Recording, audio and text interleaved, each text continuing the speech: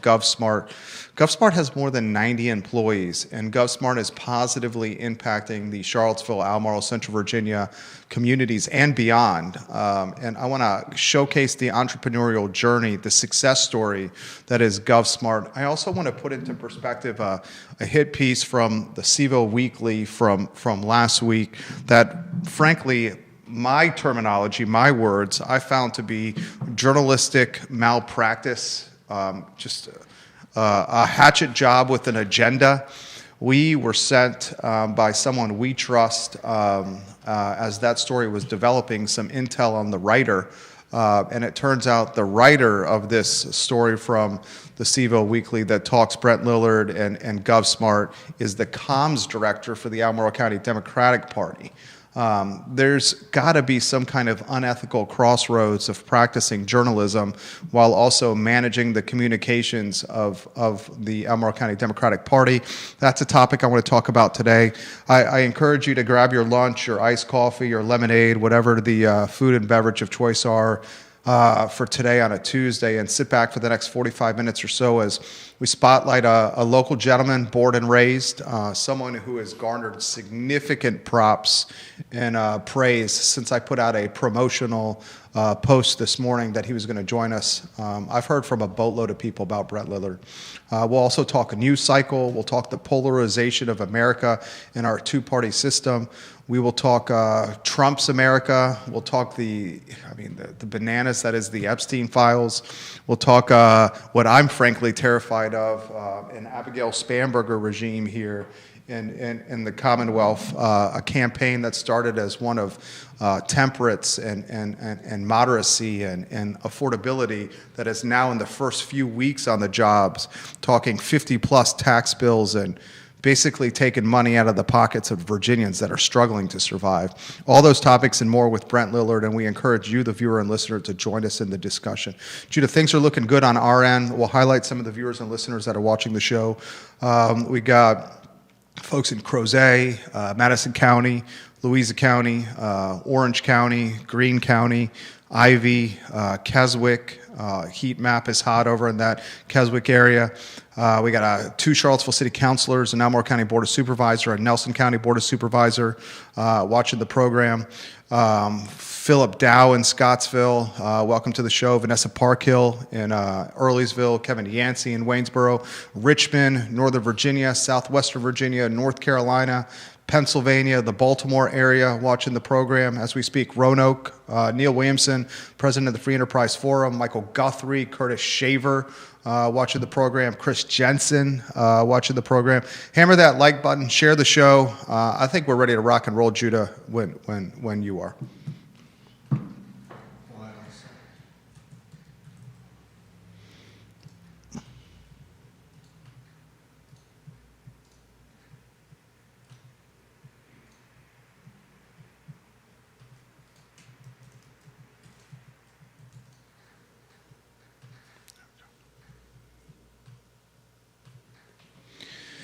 Welcome to the I Love CVille show, guys. My name is Jerry Miller, and thank you kindly for joining us on a Tuesday in downtown Charlottesville on the water cooler of content and conversation. Looking forward to today's show. We mentioned this last week.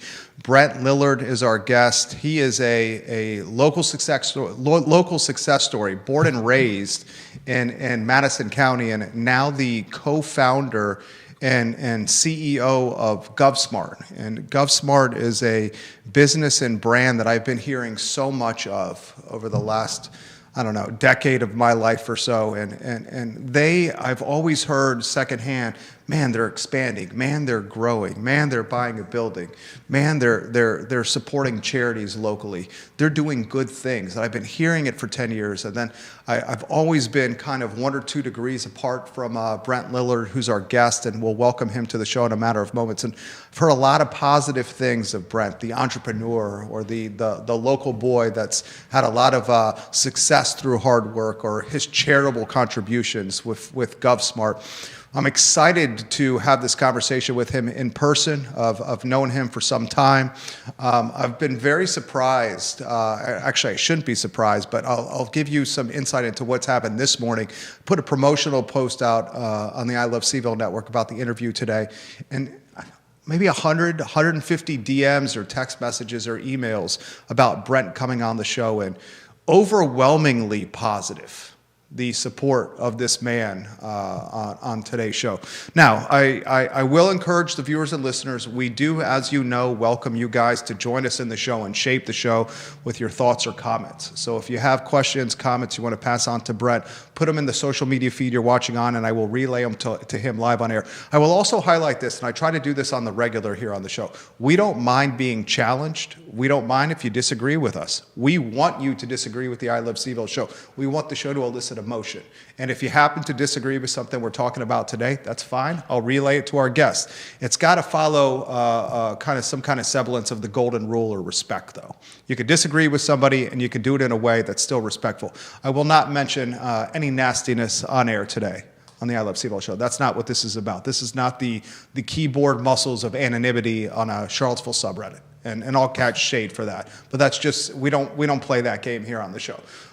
Very quickly and very importantly, I want to give props to the Vermillion family. They've been in business for 62 years at Charlottesville Sanitary Supply.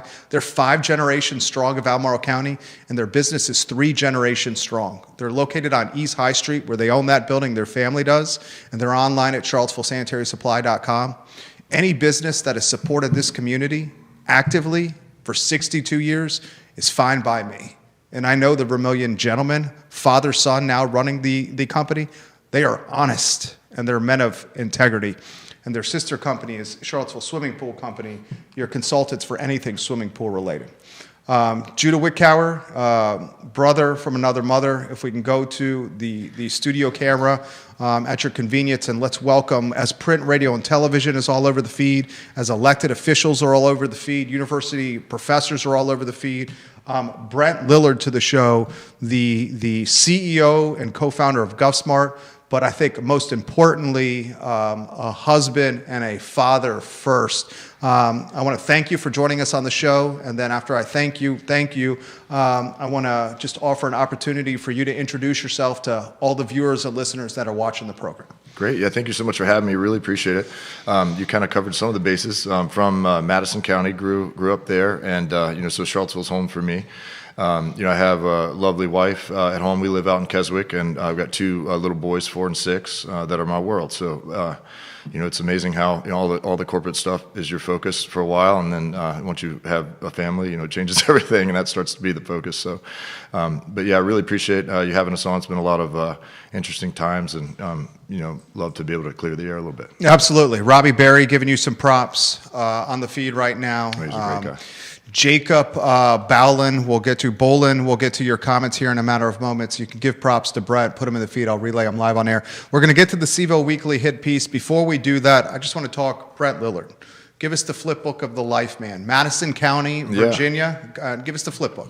Yeah, I mean, basically, grew up in Maple Drive, a small little subdivision in there. Had a best friend I grew up with, who has been my best buddy my whole life, is our COO now. So I've got a really tight friend group. My mother and father are still together, live out in Madison. My little sister and her husband and family live out in Madison as well, so still go out there quite a bit.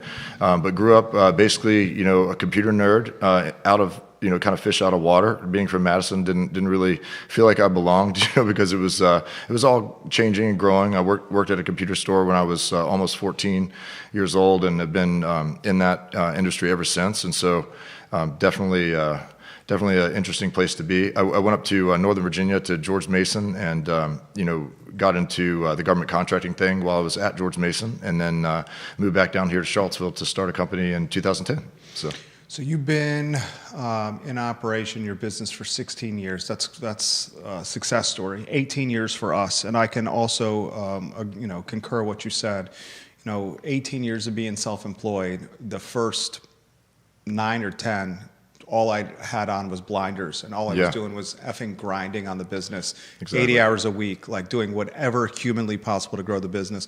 Then I met my wonderful wife 10 years ago, and now we have a 7-year-old boy, and we have a 3-year-old boy who've radically changed me from perspective, from time allotment, to what's important to me, to dinner times and wake ups in the morning. It's changed me as a man. How about you? how you've seen your wife, your two boys, and family kind of help the evolution for the better of you, Brett Liller. Absolutely. I mean, you'd give it all. I mean, everything that I thought was success before, it's not even in the conversation compared to the other stuff. So it's definitely changed. It's humbling. It changes your, if you're, I used to be a little bit more outspoken. I still am outspoken, but I used to be even more outspoken, like a little bit more polarizing just because of, entertainment, online. I had kind of like an online profile thing. With all that, but it definitely tones you down, definitely makes you think twice everything you do, and it's all priority family. GovSmart, give us the flip book of that. 90 plus employees. I want to use the correct term here. Is it exact to say 500 plus million a year in top line revenue? Top line revenue. Top line revenue. 502 million for 25. Okay, so I've been using 500 plus million in top line revenue correctly here. I wish that was the bottom line revenue. Right. That'd be great. Yeah. Right. We're very low margin business. We'll talk about that with the viewers and listeners because I think it's being misconstrued online. GovSmart might be doing 500 million plus in top line revenue. That's not net, folks. We'll get to that in a matter of moments. Talk to us about GovSmart. How do you come up with the idea, and then how do you get to the behemoth that you are now? Sure. Yeah. So I was at George Mason. So I had a computer background, of course. I actually went to a job fair at George Mason. I was looking for a high-end sales or just IT job, and went and interviewed at all the like the Lockheed Martins, the Raytheons, all the guys that were up there. And I was told that I was overqualified for the technician jobs because I'd been doing only that. And they found that typically when they bring in people that are already from the industry, that they have their own ideas and their own things, it's harder to train. And I could see that maybe that doesn't fit into a bigger organization as well. And so I actually left the job fair pretty defeated. As I was holding the door for a guy that was walking in, and I commented on his tie and he commented on my suit or something like that, and then we ended up just having a conversation, and he asked to see my resume, and he was there from a company called Pan America Computers, which is now PCI Tech, and they were doing exactly what GovSmart does, selling computers and things to the government, and went back to their office, and it was very small, very, very humble, but they were doing like 20 million a year in sales, which at the time I couldn't believe that. I was like, wow. I was trying to get my head around how many computers that was and like what that would be, and I worked up under a guy who then ended up leaving suddenly, and I got handed all the accounts and didn't have any formal training to do it, but I basically got thrown to the wolves. Like they sent me off to DC to have all the meetings and just figure it out. And so through that whole process, I kind of just like jumped in head first and learned a lot of the lessons the hard way, ask all the right and wrong questions and see the reaction and just try to figure it all out. But it worked real well. I was doing real well through college. I was still in college when I was working there, and had a nice 6-figure job, and decided that this is the way. If I could do this while I'm in college part-time, like I could definitely make money at this. So I started another company called Tech4 with some investors out in California, great guys. They were running a really large IT services company for a large medical company, and they were kind of like my mentors, show me the ropes, show me, I went to Vegas with them for the first time, like saw all these things I hadn't seen, just like levels of spending and fun, and it was very motivating. And so ended up pitching them the idea that I wanted to start a company called Tech4, and found out one of their uncles was a disabled veteran from Mexico and qualified for some of the programs. We can get into that in a little bit about how the government does their buying. And I was already at that point a libertarian, pretty against a lot of the things the government was doing, but recognized there was a government spending problem, and was like, what's the harm in selling them something for cheaper than the next guy and saving the taxpayer a little bit of money? And so then that evolved over the years to being totally obsessed with it, and like going way down all the rabbit holes, and meeting with I've met with every agency for the most part at some point over the years, and most of them many times, and had a lot of high level conversations, and we've hired really high. Oh, excuse me. So this is all Tech4. So Tech4, I haven't gotten to GovSmart yet. So Tech4, we had some really fast early success. I had an office, had some people working for me. The investors started to realize that the compensation plan I had set up wasn't really a good plan. At the time, I was really upset about it. I thought that they were renegotiating in a bad way.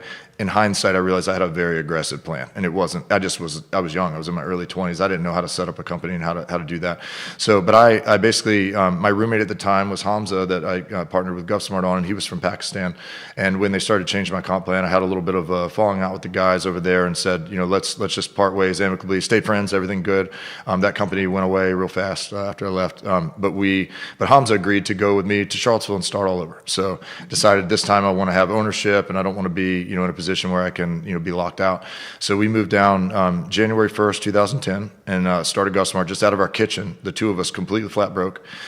We were like, I had been working my whole life, so I'd always had like nice cars and stuff. But I spent all my money on my cars. I'm a big car guy, and so we didn't have much to start with. So we sold my dad 10% of the company for $50,000. That's how we bootstrapped. So that $50,000 carried us all the way through today. Never needed another loan or any more money. He gave us a $200,000 purchase order financing credit line.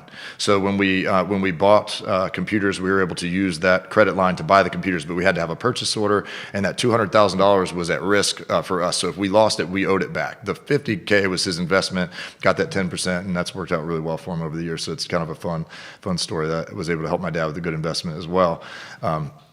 He certainly helped me even more, help us get off the ground. So we started as Hamza with 51% ownership. I was about 40% ownership, and my dad was like 8 or something like that, because there's all these rules, and we can get into that in a while about how you have to do things. After we graduated all the programs, the minority-owned programs and everything, we switched the ownership. Basically the company bonused me, and I have 45%. Hamza has 45%, and my dad has 10%. So that's kind of the ownership structure. So everything is decided as a group. All the stuff. We all have completely different politics. Me and Hamza are completely different. He's an immigrant from Pakistan when he's 4 years old. Wonderful human being, the most trustworthy guy I know, and couldn't have done it without him. And then I've got a whole slew of people that have worked at GovSmart, and if I start naming them, aside from like Glenn and Adam, who were my best friends that we got in early, and they both were in the company really early, and we were kind of on fire. We called ourselves the Jedi Council, and we were just like a 4-person team, like going rampant through the government, trying to sell everything we could and get as many partnerships as we could. So it all did really well, and we did $750,000 in sales our first year, and then we did $6 million, $15 million, $25 million. Just went to the moon. Last year in 2024, we did $420 million, then we did $502 million last year. So profits are growing, the revenues are growing, but it's a very, very skinny margin game, and that comes with a lot of misconceptions in the industry, because when we sell something, the way the government purchases is they have just an entire book. They have this thing called the FAR, the Federal Acquisition Regulation, and it is a Bible of all the things you can do and can't do in the government contracting world. There's set-asides, there's rules of if you have this checkbox, like veteran owner, if you're a woman owner, if you have this color skin or that, it's all this stuff is built into the government contracting. And I learned early on that without one of those checkboxes, you can't start a company that is a government contracting company. You have to partner with someone. You have to go, if you're a guy like me that doesn't check any of the boxes, you really have to go, figure it out and get creative.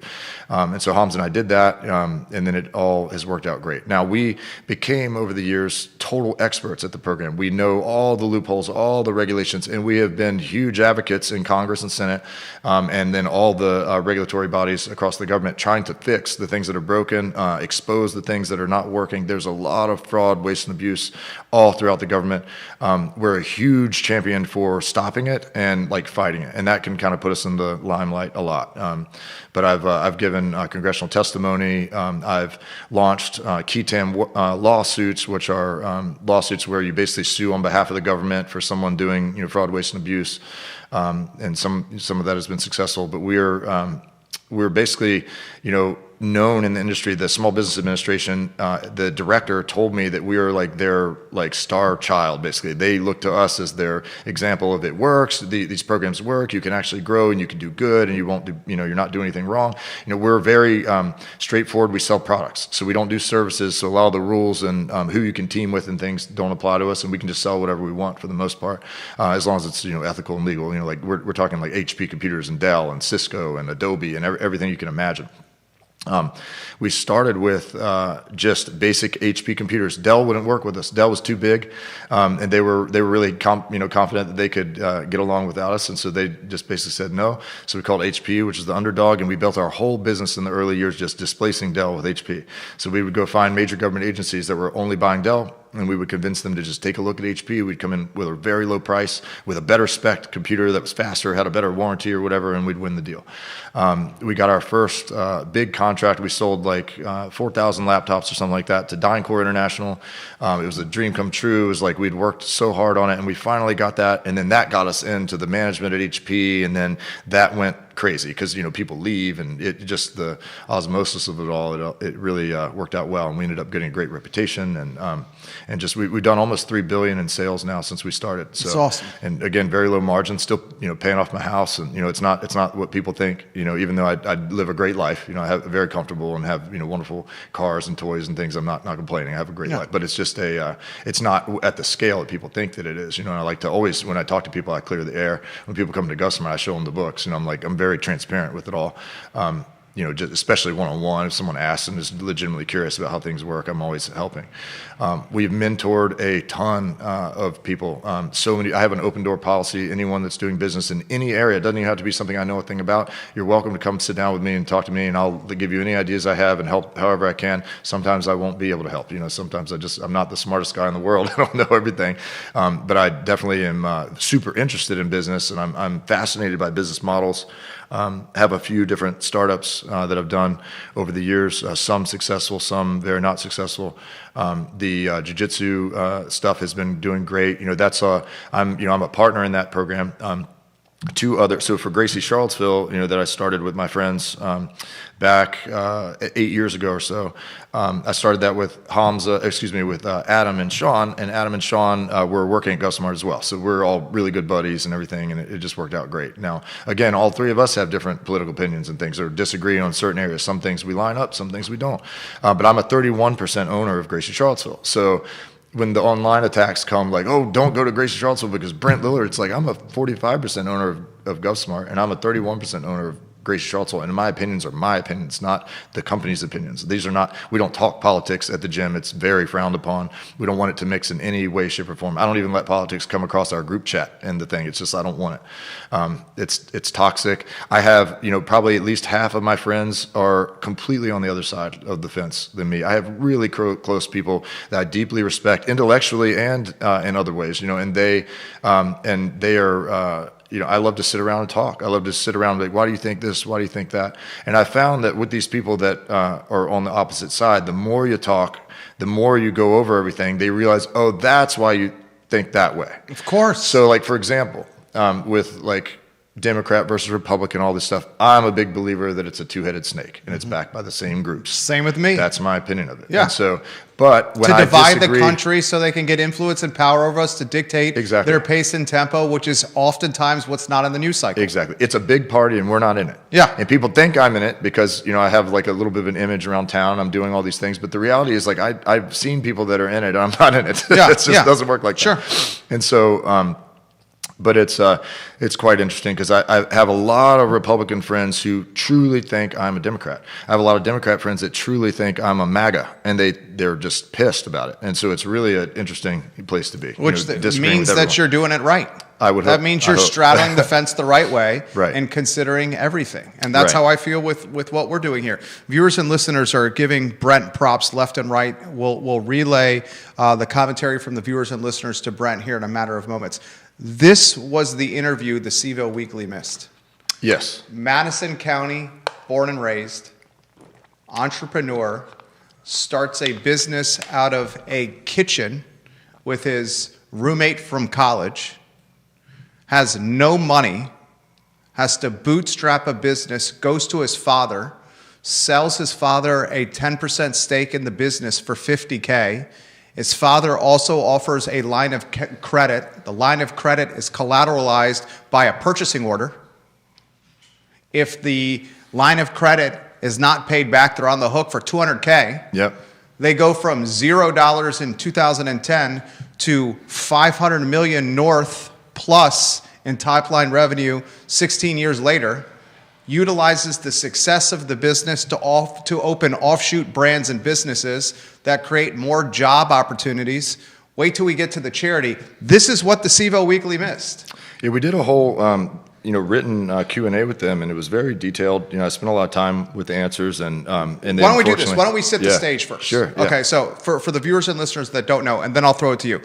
This past week, and you can still find it online, I'm shocked that the owners of the CVille Weekly have not taken this down. From my standpoint, this is a lawsuit waiting to happen. That's my words right there. There was an article written in the CVille Weekly about Brent Lillard, the co-founder of GovSmart. And the author of the article was the communications director for the Albemarle County, Virginia Democratic Party. You can find it online. All this information is easily Googleable. You can find it right away. And this article, instead of discussing or highlighting or showcasing or reporting's the right word, the success story that is GovSmart, 2010 origination, 2026, $0 to $500 million in top-line revenue, 90-plus employees, charitable donations, which we'll get to, offshoot brands and businesses that create more economic vitality locally. They instead decided to focus on a sliver of GovSmart's revenue. And that sliver was about $3 million, ladies and gentlemen. $3 million. And I looked up the margin on it. It was $30,000 margin. Yeah. And that's gross margin before the sales reps get paid and all the expenses come out. $30,000 gross margin. That's not even what you walk away there. Yeah, that's a 1.1% gross margin. Gross margin. So that's the difference between the cost of goods sold and what we sell it for. Yeah, absolutely. Before we pay the people to do the work. Right, absolute insanity. So they decide to focus on the fact that the 18th revenue stream for this government contracting firm is a revenue stream that is indirectly associated with ICE, Immigration Customs Enforcement. I'll let you go from there. Yeah, it ended up being I looked it up as 0.1% of last year's gross profit. So that was interesting to me. But anyway, it was all unbeknownst to me. I wasn't following this whole thing. I had seen some websites, ICE contractors. I didn't really think we had done a whole lot with ICE. I didn't think anything of it. But come to find out, we won a contract over 10 years ago called SOUP, Solutions for Enterprise-Wide Procurement. And again, we started this organization in the Biden administration, or the Obama administration. Did business with ICE back then. No one said a thing. It was like it just wasn't even an issue. Basically, it's been brought to my attention that we did these $3 million in sales. I just looked up today for the first time to find out how much the actual profit was on it because I wasn't sure. I had never even heard about these deals. This is how things work at GovSmart. We have a lot of people, a lot of sales managers, and a lot of layers, and I hear about the big ones. I hear about the exciting ones, anything that something I can help on. But we have a general policy of helping the entire government. If I were to, cherry pick government agencies, I would have no customers to work with because, again, I disagree with 90% of what the government does. So I think, if I were to be, I'm not a big fan of the DEA and a bunch of different things, but that doesn't mean I have a problem with the people that work there or the people that are even enforcers. Like, they're just people doing their jobs. It's the politicians, the people behind the scenes that are pulling the strings that have, reason behind things that we probably don't know. They're the ones I take issue with, not the individuals. So like a buyer that works for IRS, I'm not a big fan of the IRS, but a buyer that works for the IRS might be a great person, and they might be wonderful. And so I don't like to write off people until after I've met them and had experience with them myself. And through this whole thing, I've had so many people that I do not know who they are that claim to know me, that say these things about me, but I've never seen this in person, like with people. Like, I don't treat people bad, and I'm sure that there's some disgruntled employee at GovSmart, not many. But if you were to go, our employee list is very visible on our website. You can see every single person that works there with a picture of them and a phone number. And so if someone was very curious about how we treat employees, they're all right there. You could call and ask anyone. I'd be very surprised to hear if anyone, especially in our disadvantaged community, would be on board with any of the things said about me. I'd be very surprised because it's just not how I try to do things. But at the end of the day, people expect a CEO of a $500 million company to be some magical person that doesn't make mistakes. And I am a redneck from the country. I'm a C student. I'm just a regular guy with friends that started. I've been building this thing brick by brick, but I'm no superhero, and I have a horrible memory, and I've got a lot of problems like with that stuff. And so I just like to get my thoughts out online and talk about it. And that has led to a lot of scrutiny over the years, and a lot of people assuming that just because I think this, that's what GovSmart stands for. When GovSmart's one of the most diverse organizations as far as like how people think. I mean, my gosh, I could give you examples, but it would be putting people's personal stuff out there. I can't do that, but I wish you knew the half of it. I have so many examples that I could give that we would not have nearly enough time.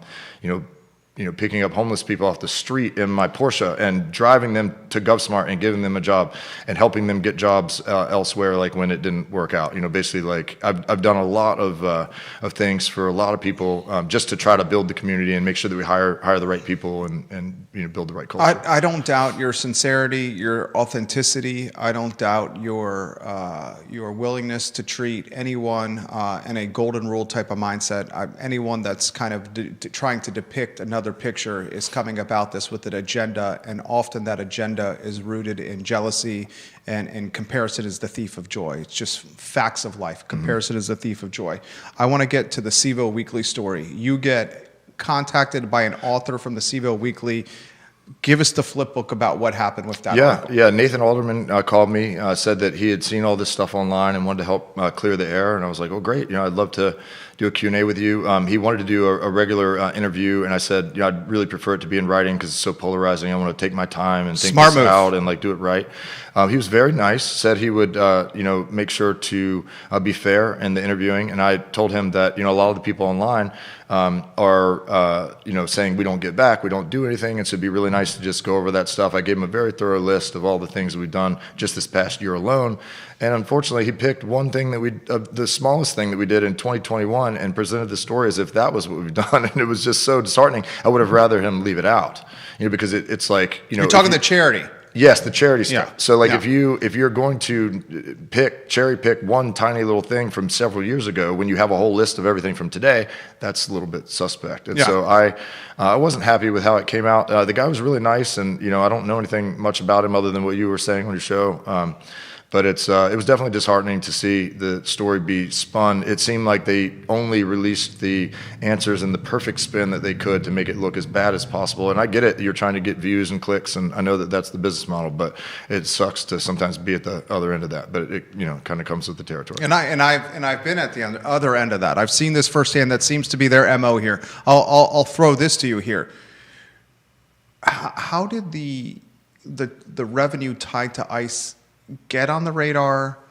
Your explanation with the revenue tied to ICE didn't seem to actually communicate well with the article. Yeah. And the most damning, I thought it was journalistic malpractice. From my standpoint, you have an opportunity for a lawsuit here.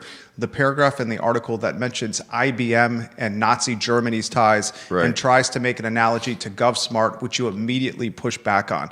Give us that play-by-play. It works so well. It's such an effective attack on people, because when you call someone a Nazi, even if only 10% of the people believe it or in passing, like it stains the character, and you say it over and over and over, and you just keep repeating it, and then people are like, oh yeah, that guy's a Nazi.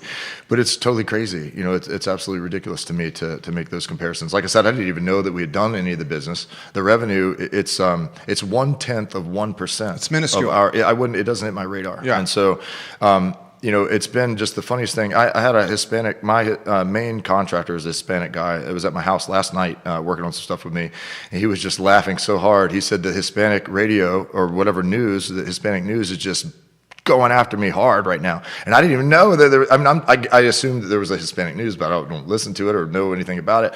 But he's like, that's not my he was, telling me how funny he thought it was, because it's like the polar opposite of his involvement with me over the year that I've worked with him. And he built all of Gracie, the whole thing is built by these guys. Like, I love these guys. I love everybody. I have, Hispanic house cleaners, every week. And I love all my people that work at GovSmart. I'm married to a Brazilian. My partner is an immigrant. I am actively trying to work on visas for 4 people. I've got things where I can't. I have a guy in the Philippines. My oldest employee has worked for me for almost 20 years. The guy is a total awesome guy. His name is Ricky. He's located in Iloilo City, Philippines. He's staying at my house right now, visiting. But he is just like the rock. He's the guy. He's been like making telemarketing for the company for the longest time. He's always been helpful. He's a wonderful employee. I would love to bring him here. I'd love to bring his wonderful family here, but it's not possible because he doesn't have the right degrees, and it's not a scientific field, and because telemarketing to the government doesn't qualify for a visa. So it's just no way for me to bring him here. I just bought into a Northern Virginia jiu-jitsu gym. We renamed it to Pedro Sauer Academy. It was formerly One Spirit Martial Arts, and we had a guy lined up that was supposed to be the instructor. He was getting married to someone here in the United States, and that all fell through. And so now we would like to bring him on a like a jiu-jitsu visa, but it's impossible. You just can't do it. So I have a thriving, or a business that would be thriving with this guy that would really help the community, cannot bring him here. I have several examples of these things. And so I am definitely, personally, my opinion is that I love immigrants. I'm married to an immigrant. I want there to be more immigrants. I would like to see the whole thing cleaned up. I think the government has done a horrible job of letting millions in on purpose to sway the election, and then doing a terrible job with the optics and the way that they're going about things to get rid of it. It's just all a disaster, but it's all, again, it's a two-headed snake playing the game. And at the end of the day, my personal opinion is that everything is around interest on the dollar, interest on the tax. So it's all about that. And so the people that run the world just need there to be spending. They need there to be debt. There need there to be an increase constantly every day. They love it when everybody fights, because that means the Democrats want something, they get it from the Republicans and some other bribe. They trade, build, packages and like add things to both packages to make it all, bloated so they all get their way. And it's super sketchy. I just have so many opinions and ideas, on how I would do it if I were king, but I'm not king and no one cares about my opinion. And so I might rant on my personal Facebook wall, just to, but that's supposed to be for my friends and family and people that want to hear what I have to say. It's not supposed to be public for the whole world. I'm not running as a politician. My wife has firmly said that she would divorce me if I ever became a politician. I don't think that's in my future, so I'm not really interested in that type of world. Plus, after seeing just some of the baseless attacks and some of the things are like fairly accurate and then spun the wrong way. And other things are just like completely ridiculous. Like, I drive a Tesla, even though I would. I saw that on the subreddit. Yeah. They say I own I've seen this guy Joe's driving around coffee. town. He doesn't have a Tesla. Yeah, someone said, and I would have a Tesla. Don't get me wrong. I love Elon Musk. I don't have anything against that. I'm a big entrepreneur, and like I love science and all these things, and so I naturally like Elon for that. And if I disagree with him on even 9/10 out of what he says online, that's irrelevant to me liking someone or not. Doesn't mean I like their politics, and I actually do like most of his politics, just for the record. There was one that said that we own Shannon Joe's coffee. Don't go to Shannon Joe's, it said. I'm like, I have never had any involvement in that whatsoever. I don't know where some of this stuff comes from. And then other things are just like, partially accurate, where it's like you could tell they heard it from somebody, but it wasn't exactly right. And so it's been really interesting. But I can't even imagine what it'd be like to be a politician and be actually, have, millions of people looking at you and scrutinizing you. Because I'm a human being, I'm going to make mistakes. I'm going to say the wrong thing. I'm going to, God only knows. I'm like everybody else. If you have the magnifying glass on you all the time, you're going to look pretty bad eventually when you screw up. You're getting this from Henrico, Virginia. This is from Holly Foster watching the show. Does Brent and his team plan to sue the CVille Weekly? I don't have any active plans for that. The lawyers are reviewing it. I've heard some rumors that there could be a case there, but to be honest, I love CVille Weekly. I've always been such a fan of them. I've supported them every year through Gracie. We've won Best of CVille every year for like 6 years in a row or something like that. With that, and so I go to the parties. All of my representatives that I've worked with there have been angels. I just absolutely love them. I have no problem with CVille Weekly. And even the Nathan Alderman guy was very nice to me on the phone, even though I felt like he kind of stabbed me a little bit in the article. But it is definitely if it stays in the realm of journalism and people have a differing opinion, that's totally fine. I just don't like it when it's so extreme and specifically made out to make me look like I'm some terrible person. Yeah, Really yeah. I mean, and you're a bigger man than I am. How you're handling this, as someone that's in someone in the light and has dealt with some of the stuff that you've dealt with. You and I have the thickest of skin, and in some ways it fuels our fire, and in some ways we find it entertaining. Mm-hmm. And in some ways, we almost thrive on it. The entertainment value is what digs right? the hole. Yeah, right. Yeah, for sure. Like we're the same makeup. Mm-hmm. But as someone who's been dealing with this for a while, this perhaps first rodeo for you here, the collateral damage is the significant other who may be more sensitive. I don't know yours. Oh, absolutely. Speaking certainly of mine. Because they're talking about her car that she drives all over the internet, and it has Children. a logo on it, and it's like it's crazy. Yeah. Yeah. She was telling me today how scared she is that I'm getting on this show because, she's worried that, someone crazy is going to shoot her or something because, just because they know who she is. And it's totally crazy. Yeah. So that's the collateral damage. Yeah. And I know firsthand from this. So throw this to you. it would seem to me if what's the Bible say? It's eye for an eye, eye for an eye. I know you certainly embody that mindset. I do. It seems like an Depending eye. on what part of the Bible you read, I guess. It seems like a punch was thrown. Right. The Brent Lillard I know is one who's of self-defense and fights back. Depending on the intensity of it, for sure. Okay. Yeah, if I feel like the line was This seems completely crossed. intense. Right now, we're kind of like right at the line, where it's definitely caused damage to my reputation for sure. Yeah. It's definitely caused me a lot. I took my whole company to the Dominican Republic. Just got back last night. We had 110 of us out there. And it ruined my whole trip, because I'm just reading these things and arguing and trying to do my best to ignore it, but it's really hard because people are I have a lot of friends, and constantly I'm getting messages from new people, other parts of the world. They're like, "Did you see this?" It's amazing. I'm like, "Yes, unfortunately, I've seen it." But I'm getting a ton of support. I'm finding out I have a lot of friends in a lot of places that I didn't know. And that's been really impressive to me. Like a lot of people that have reached out, I'm like, I didn't even hardly know who you were. I really appreciate you said all those things. So it's super awesome. It definitely, I just chalk it up to it comes with the territory and try to. I get that. With your resources, and this is my words talking, with your resources, if you choose to rebuttal, you'd put this company out of business. Maybe, yeah. You would. I wouldn't want to. No, right. And he's a bigger person here. Yeah. But with his resources, he could put this company out of business if he wanted to with what they did. I'll highlight some of the comments that are coming in, which are by the hundreds. Wow. On the program right now. Kevin Mullins, great interview. Maria Diana is highlighting Hamza and how much of a fantastic person he is. Earl Smith, you tell him, Brett, one of the best business owners, family man, and a man full of common sense. I will always stand up for Brent from Earl Smith. David Moore, I know Earl Smith, good man. David Morris, another man I know, mixed martial arts background. David Morris has come on the show, fantastic human being, awesome. God-fearing person. I have much respect for Brent. Aaron Yal Estes, go Brent, go. Kevin Stanley, making Charlottesville great again. Tim Collier, Brent is hands down the best of the best. Charlottesville is lucky to have him in the community. Kyle Sefcik, I can personally vouch that Brett has always been respectful and showing love to me, even when he strongly opposes things I do and say. He continues to seek this truth and speaks honestly. Bill Bonilla, giving you props. Ricky Billinus, giving you props. That's the Philippines guy I was telling you about. Nobody is perfect, but I've known Brent for almost 20 years now, and he's one of the most nicest and generous people I've ever met. He basically changed my life for the better, and has done nothing but support me. Evan Gray Best, Brent is an amazing guy. I mean, I could continue. Nick Pollock is saying untalented people are forever jealous of this man. I mean, there's hundreds of comments on the I Love CVille show watching the program right now. Ann Wickhauer, I'm so sorry you're having to go through all of this, Brent. Vanessa Parkhill and Earlysville, spot on, Brent, spot on.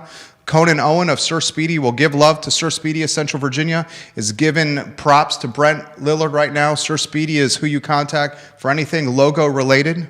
Signage, we use his firm, Sir Speedy. The banner behind me, the window decals, direct mail, Sir Speedy of Central Virginia, and Dartmouth graduate Conan Owen. Sarah Daly, Brett and Hamza are great. They're absolutely fantastic. I could continue. I mean, this is the problem, and this is why regrettably, and this is obviously you're making the call here, but just my standpoint, regrettably, not seeking eye for an eye here allows what's happened to you to continue. Mm-hmm. Like this once a week publication is going to do this to somebody else, right? And the next person they're going to do it to is not going to have the resources and sophistication, and frankly, money, right, that you will have, right. And the next person that this happens to, it's going to be impacted in a way that's potentially even more damning than what is going to impact you, where it's really, you're established. Right. And I'm very happy and I have a great life and there's no, but somebody that might be like right on the edge, it could be the end for them. That's what I'm saying. It's really, And I'm sure you've thought of that. Of course, yeah. Yeah, so that's the crossroads. Leah Westenberger watching the program, giving you props. The founder of Toy Live, Tom Powell, is giving you props. The truth always makes waves, so stand strong, Brett. I mean, Tyler Berry, Logan Wells Clay. The list is significant. Elected officials, appointed officials, folks on city salary. Giving you props. People talking about how you open up your gym to law enforcement. Giving you props. I mean, I can do the whole show about people giving you love. Wow, I really appreciate it. How's this make you feel? It almost made me cry earlier. I had to look away for a minute, so I really appreciate it. How's this make you feel with the hardship you faced of late? Oh, I mean, it definitely helps a lot. All the things that people are saying, really, really helps. I've been getting just a ton of messages from people that some of which I didn't even hardly know, and they say these things, and it really means a lot. So, and it's great, because a lot of the bad things I'm hearing, I don't know who the people are, and I don't have any way to know. They like to stay hidden, so it makes it difficult. Inner circle for you, Adam Dean. Oh, yeah. When you get a spotlight on you, he says, you can either fight within the narrative they present and live within that negative, or you can take that spotlight and shine it on the truth. And the reality of what you're doing is you're doing something really well. This is the jiu-jitsu way. Way to go, Brent. Oh, he's extremely proud of you. I could continue. I mean, this is the story that was missed in this hit piece, this hatchet job that was published by the CVille Weekly. And it's frustrating from my standpoint as a business owner myself, because that's a small business that literally makes its living on advertising that's paid to them by other businesses locally. And right. This guy owns multiple business, or is tied to multiple businesses from an ownership standpoint. Yep. It makes no strategic sense. Right. Yeah, it's a little weird. It's just an absolute. A lot of it's just come from memes and things, and like just people they perceive I support. One thing that I do is, even if it's someone I completely disagree with, if they say something I agree with, I share it. I don't think anything of it, But people are like, how could you share that thing from that person that said that thing? And it's like, well, just based on what the thing they said is, I don't even know. I wasn't a big Andrew Tate follower at first, but I was posting a couple memes that would come up in my feed because there were certain things he said that I liked. Dug into it a little bit longer, and there's a lot of things he said that I totally don't like and don't agree with. I think it's mostly for entertainment, but at the same time, it's more about like whatever I do post is just my thought of the day. It doesn't mean that much. Oh, you're a prolific social media user. Definitely. I mean, if you follow your Facebook page, which I do, we've been friends for a while on Facebook. It's not uncommon for you to have 2 to 3 dozen new Facebook posts per day. Yes. Especially with sharing. Because I just share things. Yeah. I don't even hardly comment sometimes. So. Yeah, with sharing. Buster Fox watching the program, fantastic baseball player, fantastic pool player. At one time, the best pool player locally. He and Bobby Anderson. He says, coming from someone who has known Brett, he is a stand-up guy. He's met you through mutual friends, but he's got to know you more. You're a great person that wants to make other people better. Here's something I'm curious of, because I find what you post on social media, thought-provoking. Mm-hmm, definitely. The polarization of American society because of this two-party political system. Right. You and I are relatively the same age, very similar. Wife, I don't know if your wife, stay-at-home mom. Ours, 2 sons, in business for 18 years for us, 16 for you. Significant hardship to now enjoying some fruits of extremely hard work. I think in a lot of ways we embody live like other people don't, so you can live like other people don't eventually. Right. Okay. 100%. And like a decade or 12 years of no vacations, like eating ramen, just doing stuff that my friends were like, what the hell are you doing? And now it's like the roles have been flipped. Absolutely. Okay. So I want to throw to you as someone who feels polarized or alienated by literally the Democratic Party and the Republican Party. And I don't identify with either one. And I just feel like, is this two-party system done to strategically splinter America? And if so, for what reason? I'm going to throw all that to you. This is something that you can very much offer commentary on. This will be, my personal opinions, my personal beliefs, which again are not shared by other owners of Gracie or GovSmart necessarily, depending on what I say. So I definitely think it is designed to splinter. Again, I've over the years, I've always talked about the central bankers and the tax and all these things, but I've started to kind of, put it a little bit more into focus of what's happening, how it's happening. A lot of this Epstein dump stuff is kind of, shedding a lot of light on, how bad it is. Depending on what news source you read, if you watch, CNN and MSNBC, you're going to get a completely different thing than if you're on Twitter, or X, or going down the list, depending on what you follow and things like that. So over the years, I've definitely like linked up with a lot of the like conspiracy theorist type stuff, and I digest a lot of this stuff. Some of which I agree with, some of which I totally disagree with. But I absolutely think that there is a very strategic effort by international central bankers that are unable to be spoken ill about without massive retaliation, if you get specific. And their goal is to increase taxation. Their goal is to make sure that there's a huge national debt. They want to have the income tax to go up. Basically, if you look at, we're paying trillions of dollars right now in interest on the debt, and that's the goal. That's the people that are pulling the strings, and they're financing both sides of wars. They've been doing that since the beginning of time. It's a very, very deep system. If you understand the numbers a little bit more, and not claiming that I do, but I think that I do more than the average, because I've spent more time researching into it. If you really look at the numbers, it'll make you think twice about anything the government does, because you're like, okay, well, they're horrible at spending money. If you give them $1 billion, about $1 million of that is going to go to anything useful. The rest of it's going to line everyone's pockets.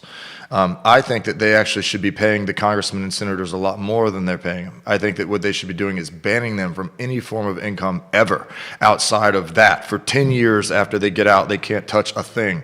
But they need to pay them like $2 million a year, so that it attracts the best and the brightest and the people that are actually want to go take that job. But Nancy Pelosi and these people, or anyone on the other side too, I don't care what side you're on, you shouldn't be getting filthy rich in politics. That's ridiculous. And I think that that's the culture that we have, is that all of the politicians get in, they'll allocate $1 billion over here for this thing and then get paid off, a couple $100,000 themselves. But they do that all day, every day, and then you end up with trillions of dollars in debt and a total disaster. So the reason that I'm not like a hardcore Democrat is because I think we can't afford it. I think that if we bankrupt the country, that we're going to have starvation on a massive scale.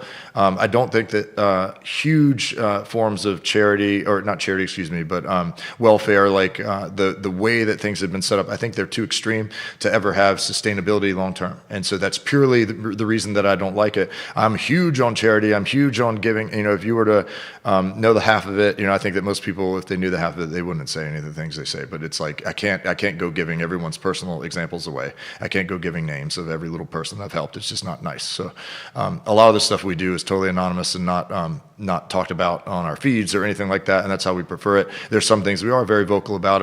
If we support the charity and want everyone to to donate to that charity, then we'll mention a little bit more, if we think it's worth it. But it's I'm very big on. I think that the free market would actually solve a lot of problems if you had certain things in check. A true constitutional republic, the patent system and things like that totally make it not possible to have a true free market. You can't empower the worker and the average person if there's the patent system, because you will always, even if you can't have monopolies, well, you can buy this company, buy that company, buy that patent, buy that patent. You can't swipe left now. You can't swipe up. You can't double click. All these things, every time a phone gets invented, they have to go to billions of dollars in lawsuits to get past all the patent problems and all the things. It totally stifles invention, in my opinion.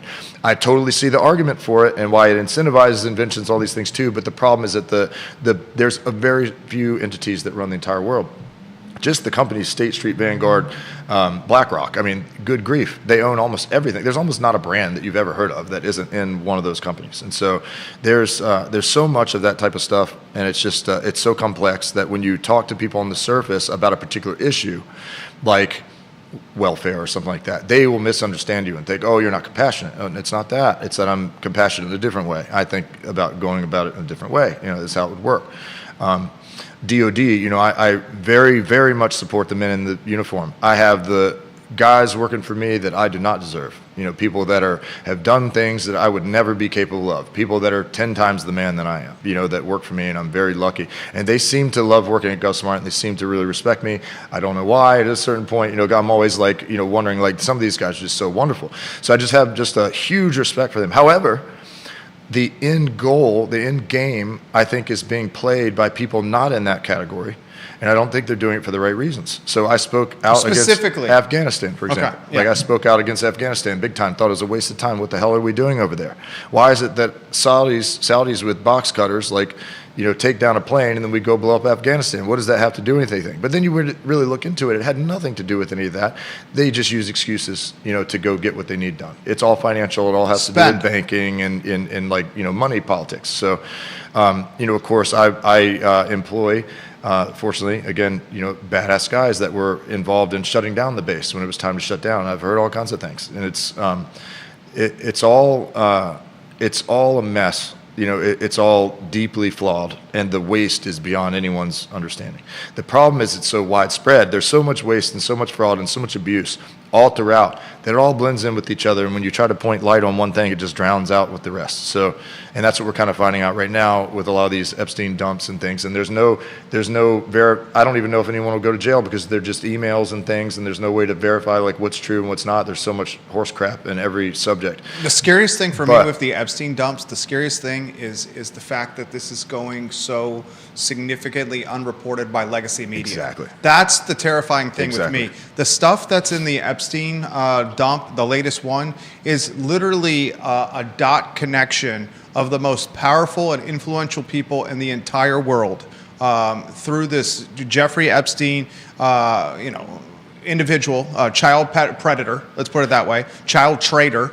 And you turn on whatever your news platform is, whether it's Fox, MSNBC, CNBC, CNN, the Post, anything, and you're seeing such little coverage of it.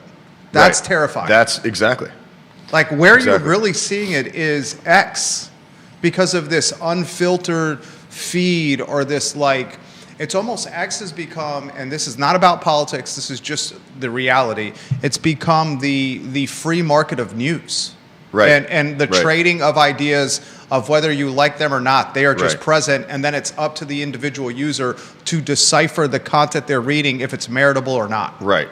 It's like ugly truth, but it's real content, and if you really look at it, I've seen some horrible things on there that I just horribly regret scrolling down. Sure. Where it's just like, wow, how did that get on there? That should have never made it on there. But there's there's also all the things that the mainstream news, they're all owned by a couple of people. I mean, there's only a few groups that own everything. Right. And so it's why would they let that come out? They have an agenda. They're all in the same fraternities basically. So why would they go against each other? And where I'm going with this is that agenda. It's you've seen it at a macro level, a global level with this Epstein coverage, and you've now seen it at a micro level with the coverage on Brent. Right. Like all the news in some capacity has some kind of agenda. Yes. And it's advertising.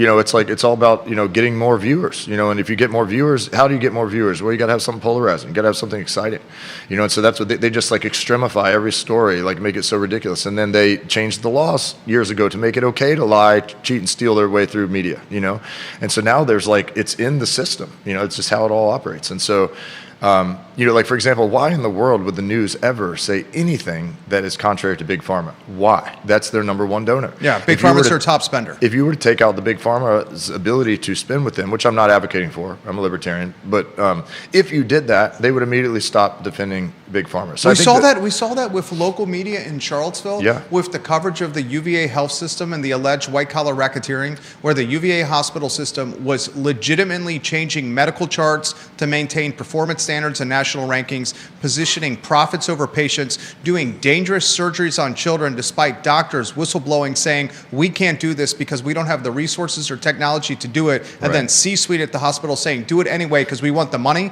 And nobody in legacy media besides what we're doing here was willing to cover this story because UVA Health is the top advertiser locally. Right.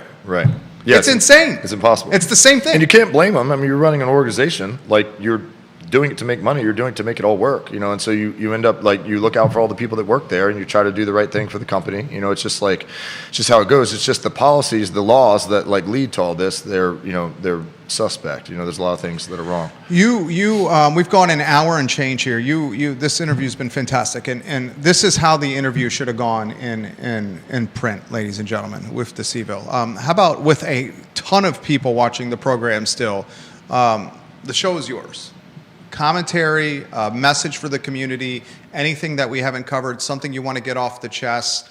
In a lot of ways, our tombstone, Brent, our tombstone is when we pass, is no longer going to be a tombstone where our sons and our wives, because God willing, they're still alive. Yeah, when they come and visit us, our tombstone is not going to be a stone in a park-like setting next to other stones.